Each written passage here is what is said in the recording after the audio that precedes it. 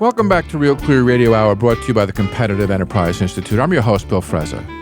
Joining us for the second half of our show is theoretical physicist, cosmologist, astrobiologist, and best-selling author Paul Davies, who is a principal investigator at the Center for the Convergence of Physical Science and Cancer Biology at Arizona State University. Paul, welcome to the show. Well, it's a pleasure to be on. Thank you for talking to me. Paul, as a fan of Mendel's Pod, a specialty biotech podcast, I caught up with an old interview of yours and became intrigued with your approach to the war on cancer.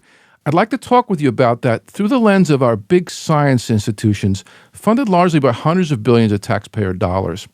You've written that cancer research swallows billions of dollars a year, but the life expectancy for someone diagnosed with cancer that has spread to other parts of the body has changed little over several decades.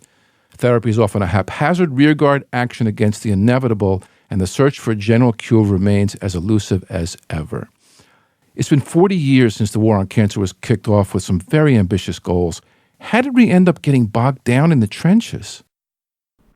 You have to see this in a historical context. So when Nixon famously declared war on cancer, although people are not sure whether he really put it that way, it seemed that medicine was advancing in leaps and bounds because the conquering of infectious diseases have been so dramatic with antibiotics and so forth. And so it was predicted that if only enough resources were made available, then within a few years there would be a very distinct advance on cancer. But cancer is a very different type of disease from these other things. And when you look back with a historical view now over several decades, it's a pretty gloomy picture. Now, I want to emphasize, because you're going to find I'm a bit negative about this, I want to emphasize that there are some bright spots. Sure. Some specific cancers, there's been tremendous progress. So childhood leukemia, for example, is one that has been transformed. But many of the cancers that we lie awake at night fretting about, breast cancer and colon cancer and stomach cancer and lung cancer, these are major killers. The life expectancy for somebody diagnosed with those conditions hasn't really changed much over several decades. And the therapy hasn't changed much. It's still a mixture of surgery, radiation, and chemotherapy. And whilst there have been one or two drugs that have been quite dramatic, mostly the idea of the pill that will make it go away just seems to be a pipe dream. And yet the media seems unrelenting in its optimism about the breakthrough. Is it even correct to call cancer an it as opposed to the name we give to a wide range of maladies? That's another problem. I think cancer, the C word, everybody gets really scared. People get diagnosed with cancer and they go into panic. They just want every last cancer cell eradicated from their body. They see it like an alien invader. But in fact, somebody of my age is almost certainly living with a range of cancers, and the body is coping quite well. That is to say that there are many layers of regulation that the body deploys to keep cancer in check. The idea that you've got to eradicate every cancer cell or you're dead simply is an out-of-date way of looking at it. And the one that has attracted a lot of attention, well, there are two really. One is prostate cancer, which grows very slowly and very rarely is the cause of death of the person who has it. And the other is a type of breast cancer known as ductal carcinoma in situ. Many of these conditions, which are called cancer, will never present clinical problems. That is to say, if they're left alone, probably that's the best strategy. The trouble is that once people have got a positive diagnosis of anything vaguely connected with cancer, they want the heavy artillery turned on it. And that's not necessarily the best way. Speaking of heavy artillery, let's go look at the arms merchants. How much money does the National Institutes of Health dispense every year on research grants? In short, it's a staggering amount. It's about $5 billion for the National Cancer Institute itself, which is about half the NIH budget. And some people, one of my research interests is in space exploration, and a lot of people will say, why are we wasting all this money in space when we should be spending it on cancer? Well, the truth is that NASA's space exploration budget is actually less than what the NCI spends on cancer, so that puts it in perspective. There are other government departments and agencies that spend money, not to mention the drug companies and the charities, and it all adds up to It's hard to put an actual figure to it, but something of the order of $1 trillion since this famous Nixon declaration of war. And you might expect $1 trillion to buy you something quite dramatic. And it's very hard to point to that when you look at the statistics. That's a lot of money. What's the process for doling it out? And how much of it goes to young researchers pursuing high risk but maybe breakthrough ideas, as opposed to supporting Me Too incremental research from more established investigators? Well, now you've touched on a problem that is quite pervasive in scientific research in general, which is how do we get creative young people into the system with some sort of job security before their youthful creativity burns out. But it's particularly acute in cancer research. Now, I've pondered over this. Now, I should explain that I got involved in cancer research quite by accident. I'm a theoretical physicist with research interests mainly in cosmology, black holes and the Big Bang, that sort of thing. And I was asked out of the blue by the then deputy director of the National Cancer Institute, Anna Barker, quite some years ago, if I could take part in a national initiative with the aim of bringing in scientists from other fields, because the perception was that mainstream cancer research was bogged down, was making glacial progress, whereas if you brought in people, engineers, mathematicians, physicists, chemists, people from outside, to take a fresh look, come at it with a new perspective, maybe they come up with some new ideas. Not so much new methods, but new ideas, new ways of thinking about cancer, new ways of tackling cancer. And I was asked to take part in that, and that's been my role. So I've come in as an outsider with a background in theoretical physics, which is a community that is extremely efficient. That is to say, ideas in theoretical physics are disseminated very rapidly. We have a good method of doing that, of circulating preprints, putting papers on an archive. They're put out for sort of general consumption before peer review. This means that they get battle tested, there's a lot of feedback, and the published product is greatly improved. And the ideas disseminate very rapidly through the community. It works very well indeed, and physics is a success story. When I went into this field of cancer biology, I was pretty appalled at how siloed the field is, that people will carve out little empires, they'll focus in on very specific problems within the mainstream cancer research program, and they're very reluctant to share ideas, to share data. And I've often wondered, is this just biology versus physics? Is this just the way biologists operate? Well, I think that's some of it, but I have to say that when there's very large sums of money involved, then you will inevitably find that people will behave in a less generous manner, let's put it that way, than they might if there aren't huge dollars depending on it. So I think this is part of the problem. Let's get into that a bit, and maybe with some background. For the benefit of our listeners who haven't slogged through a PhD program, describe the principal investigator model followed by most university research institutions and the long path a young scientist has to follow before he or she can become a PI in his own right. You've really touched on a very important issue, and one that has concerned me throughout my career. I was very lucky because I was at a fairly young age when I had a secure teaching position at a university in London. I didn't have to worry too much about successful grant applications. I got on with my job. I didn't need a great deal of money, and it was very easy. But I look at young people today, and it's very hard, say for a PhD student or a postdoc, as we call them, when they've completed their PhD, to make a name within the research community that will be successful enough to get them a secure teaching position within a few years. And so there's always that temptation to play safe, go down some well-trodden path, just collect a few routine results, come across as competent, and that sort of youthful creativity of wanting to push the boundaries, maybe work on something a little bit off the mainstream, all that stuff is strongly discouraged. And the reason is that these people, that is students and postdocs, are funded by research grants that have to be mostly got from government agencies, sometimes from charities. But the project, you can't just say, well, give us some money and we'll do something great with it, or we've got some bright young people and they need funding and you see what we will do.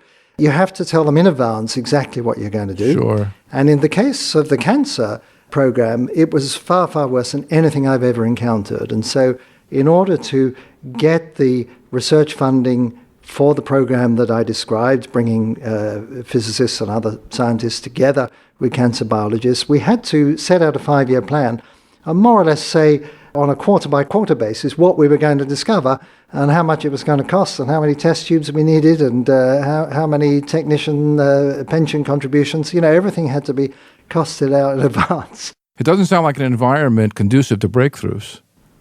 No, I think the whole idea of scientific research is that it's a creative process, and if I wake up in the middle of the night, say on a Saturday night, and I suddenly think, we've got it all wrong, we've spent a year going down this path, but I now see that there's an interesting connection over there, we should drop this and do that. You'd like to be able to show up at work on Monday morning and try out the new thing. Well, the system just really doesn't accommodate that.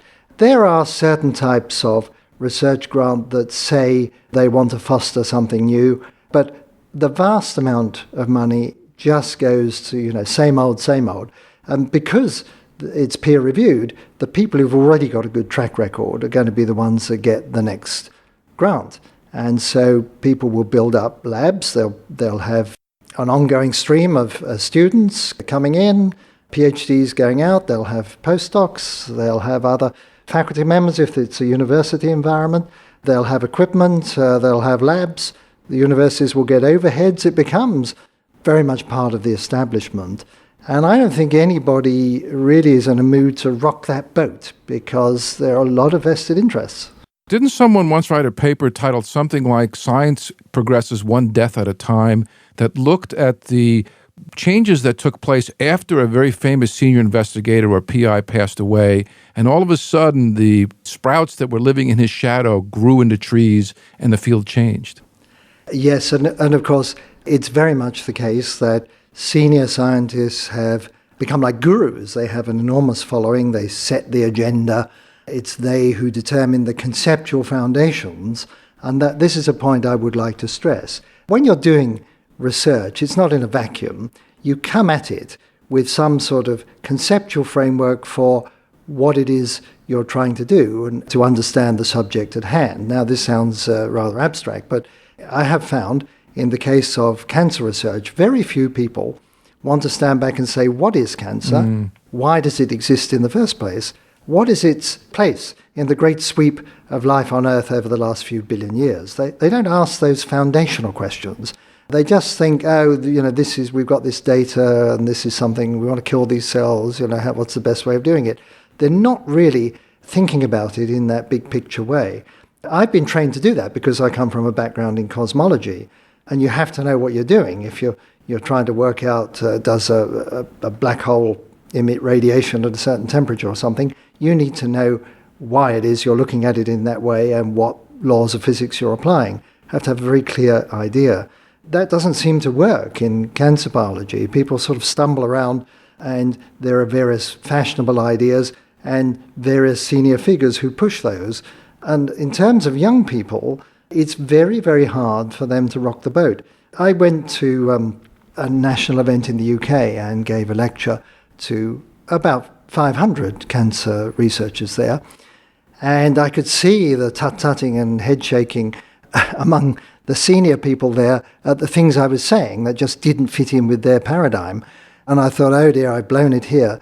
But afterwards, in the pub, all the younger people were coming up saying, that was wonderful. I've often wondered about this, and I'm too nervous to talk about that, and I'm sure that, this is worth investigating.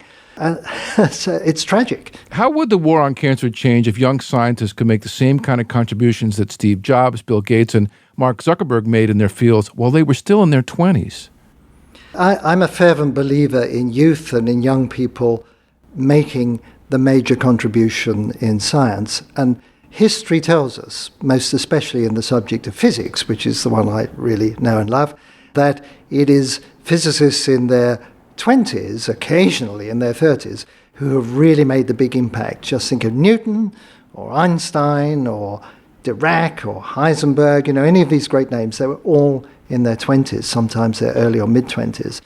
Now, it's true that these days it takes longer to get up to speed, and that in biology it's a less clear-cut age distribution, but even so, I think we look to the young people to be the creative ones to come up with the new approaches, and it's just very, very tough for them to do that and secure a career path at the same time. Well, there are many who have bolted academia and gone into industry with startups. And in fact, my son took that path after he bailed out of his PhD program. One of the things that he talks about is the way that patents have been used to frustrate young developers. 36 years ago, the Bayh-Dole Act gave university researchers funded by federal grants the right to patent any intellectual property that resulted. One of the unintended consequences has been this frenetic flag planting by these older marquee academic researchers who rarely reduce their ideas to practice, but litter the landscape with patent booby traps waiting to snare entrepreneurs. Is it time to take another look at this? I think it is. I think the patents get in the way. Now, this is an alien landscape to me because there's very little in fundamental physics, and as far as I know, nothing in cosmology that is patentable. And so it was one of the culture shocks that I suffered when I moved into cancer biology, that people were reluctant to talk about their results. They tell you something in hushed tones, and you'd say, well, has it been published? Well, no, because we're applying for a patent.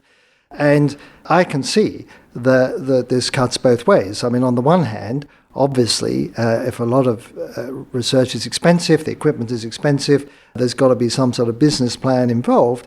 But on the other hand, you're absolutely right that just planting these flags, staking a claim, keeping people out is going to be very counterproductive.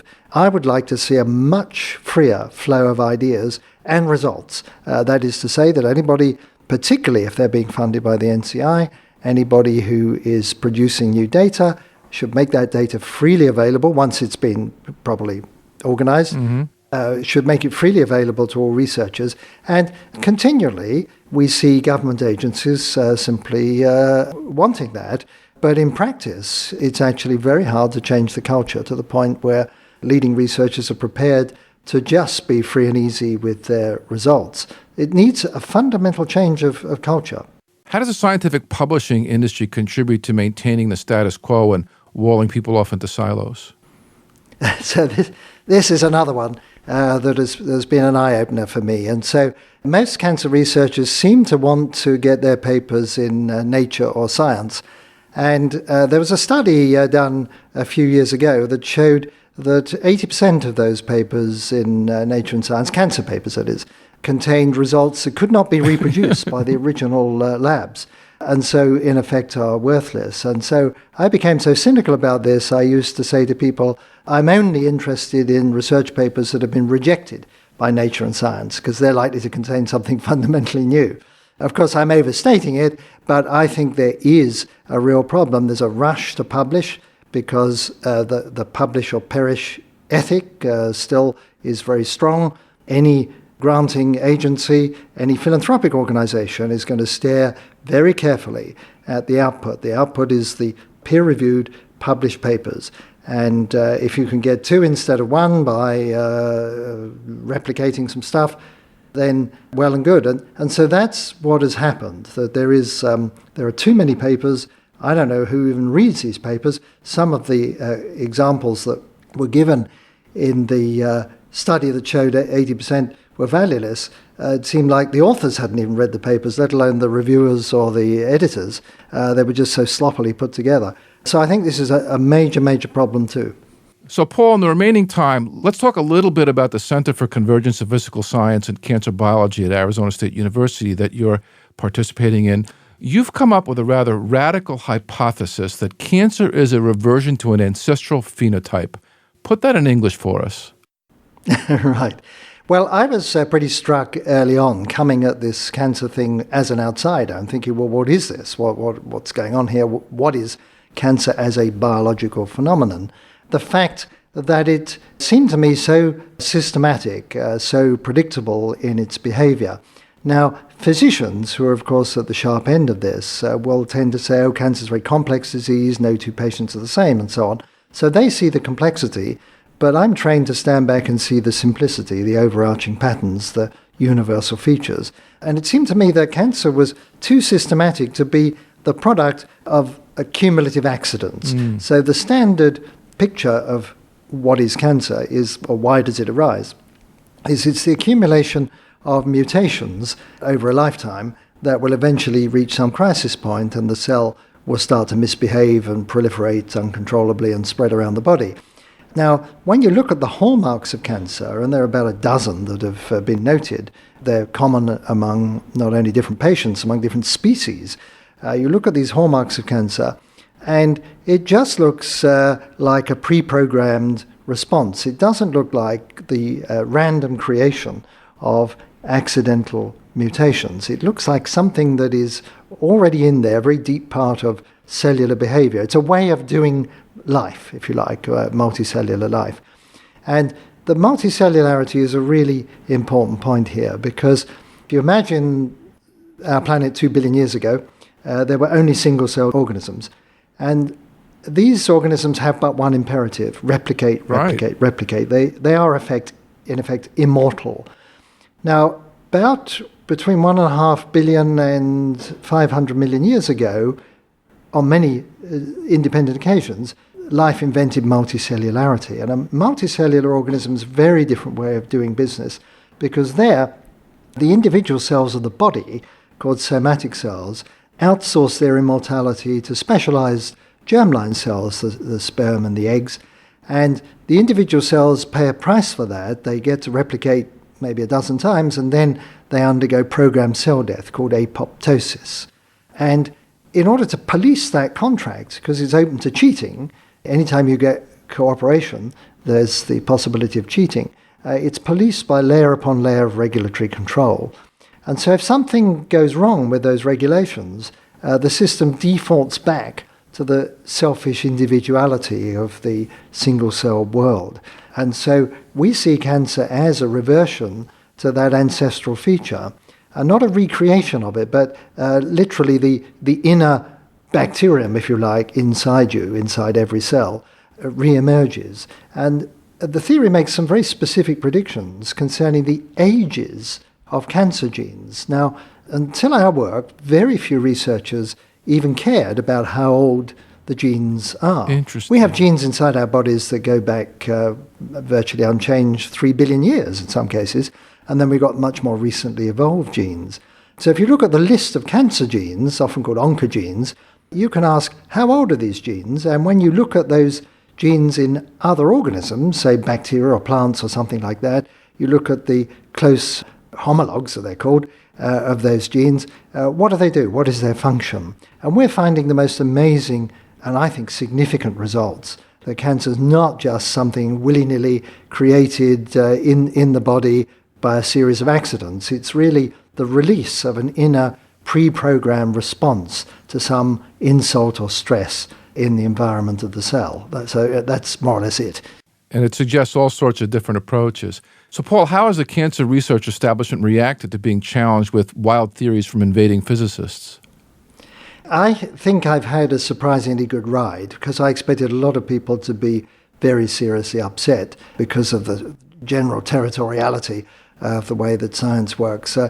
It's really not been that bad. On the other hand, the responses have tended to be either, well, you don't know what you're talking about, or this is wrong, or, well, we knew it all along. Now, many of the things that I've said, in fact, many of the things I just said, you will find cancer researchers saying, yes, we've heard about these ideas, they've been around for decades. And my response to that is, yes, you've heard about them, but you haven't done anything with them, have you? You don't understand their significance. You're too busy looking at the trees to see the forest. And so my job has been to be disruptive. The NCI paid me to do it. So I'm not embarrassed if I stir up the mainstream community and they don't like me as a result of it, because that was my job. Paul, it's been so refreshing to talk to you about this. You've got yourself a new fan. Thanks for coming on the show. It's been my pleasure. Thank you for talking to me. That was theoretical physicist and best-selling author Paul Davies, a principal investigator at the Center for the Convergence of Physical Science and Cancer Biology at Arizona State University, here on Real Clear Radio Hour, brought to you by the Competitive Enterprise Institute. I'm your host, Bill Frezza. You can check out Real Clear Radio Hour on Facebook or follow us on Twitter at Real Clear Frezza. While you're at it, take a look at realclearmarkets.com, my go-to place for diverse views on political economics. We'd like to thank our long-term sponsor, Old Boston Restorations, for their support. Old Boston is a boutique property management company in Boston's South End. Visit them online at oldbostonrestorations.com. That wraps up our show for this week. Please join us next week, same time, same station. See you then.